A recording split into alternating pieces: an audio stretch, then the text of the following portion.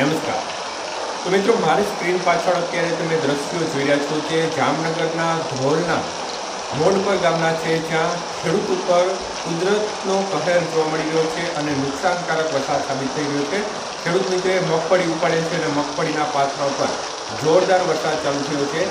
તો ખાસ કરીને ખેડૂત મિત્રો માટે અત્યારે જે વરસાદ છે તે નુકસાનકારક સાબિત થતો હોય છે। અત્યારે કપાસનો પાક છે, મગફળીનો પાક છે, તેમાં ખૂબ જ મોટા પ્રમાણમાં નુકસાનકારક સાબિત થતો હોય છે। ત્યારે દ્રશ્યો અત્યારે જામનગર પંથકના ગ્રામ્ય વિસ્તારોમાંથી જોઈ રહ્યા છો। ધોળનું મોડપર ગામ છે, જ્યાં પવન સાથે જોરદાર વરસાદને કારણે જે ખેડૂત મિત્રો છે તેમના પાથરા અત્યારે પલળી રહ્યા છે।